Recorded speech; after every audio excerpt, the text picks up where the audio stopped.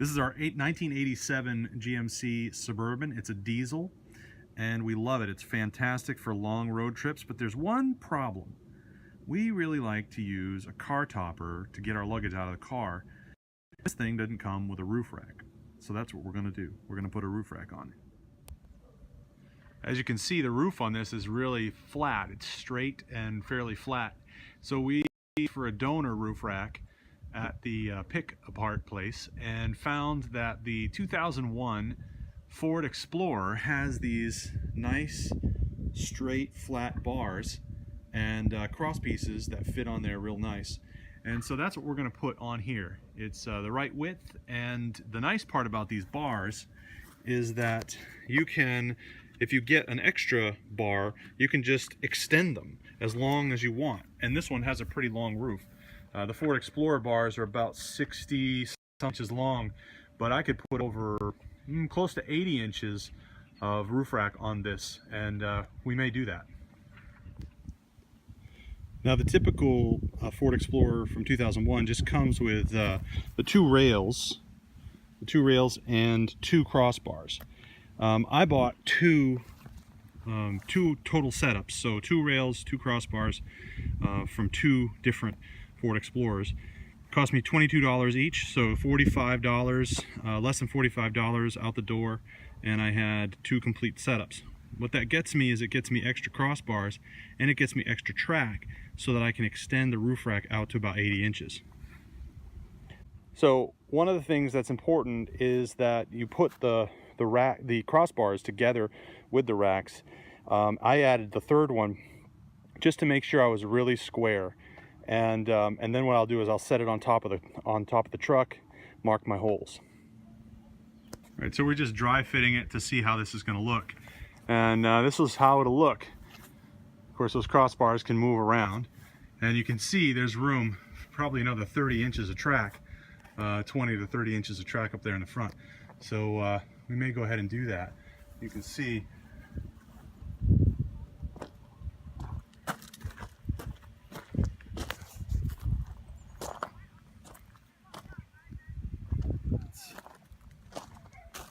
Looks. The reason I chose these tracks is because you can just string them together and make one really long track. All you have to do is take this end off, and you can see here all it is you just get it over this bump, and then this pops right off like that, and then the gasket just slits out, and then you're left with the rail, and then you can go ahead and just cut the rail where you want it. So I've disassembled all the ends and the gaskets and everything, and I'm just marking where I want to cut this, and go ahead and mark that, and then we're going to use the angle grinder to lop off. Do this other one. Make this real quick.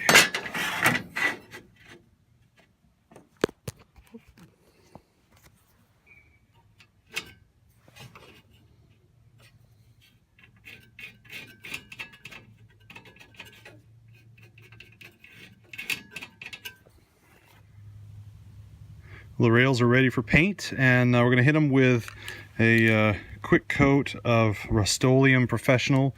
This is going to be flat black, and we'll get going. Make them pretty.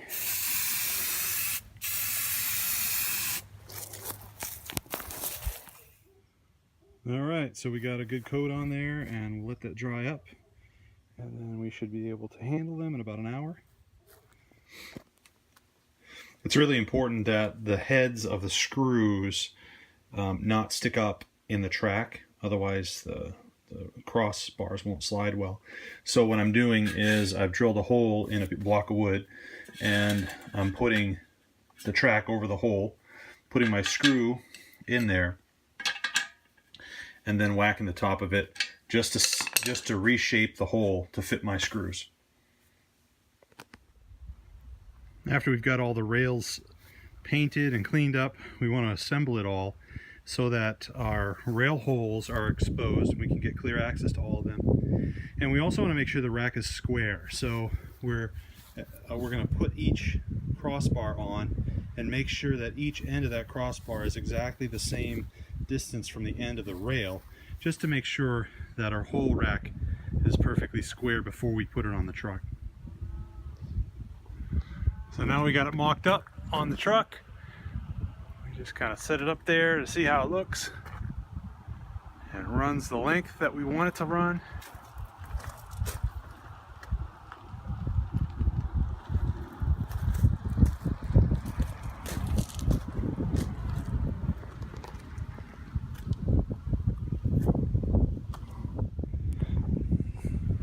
So we've dry fitted it and we've marked our holes here, all along there.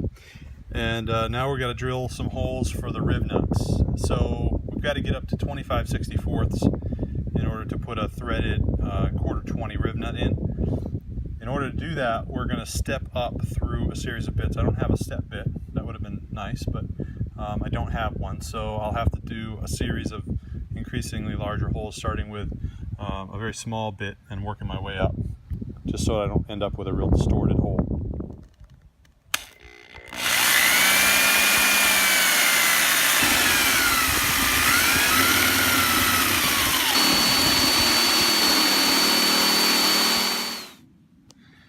Now that we have our holes drilled, what we're going to do is we're going to hit it with paint so that it doesn't rust.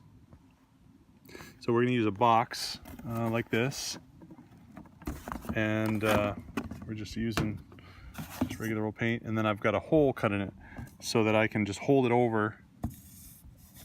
I can just hold it over the hole and then hit it with paint, and I don't end up spraying everything.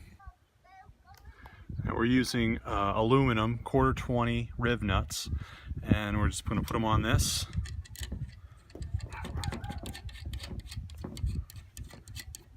And we don't really even have to wait for the paint to dry on the hole, because it'll basically end up being painted in. So we just clamp that down. We'll just clamp that down, and that's it. We're done. And then we just pop that off and do the next one. So this is a finished riv nut. So we drilled it, we painted it, just because we exposed the metal when we drilled through it. We painted it, and then we inserted the 1/4-20 riv nut with the riv nut tool. Well, we got it up here, we got the screws in, everything's looking good, it's all lining up real nice. So now what we're going to do is I'm going to back every screw out. I'm going to put a little bit of black RTV gasket maker on it, on the threads, before I put them back in, and that'll hopefully seal up the threads real good so that we don't get any leakage. And here it is, the finished product. Got the full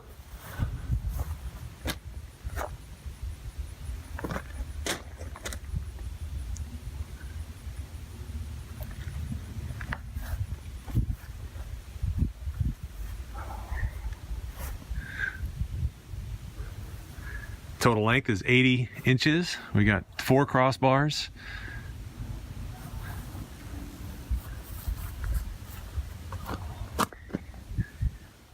Just set the car top carrier up there, see how it fits. Fits pretty well. I can put it in 3 different places: front, middle, and back.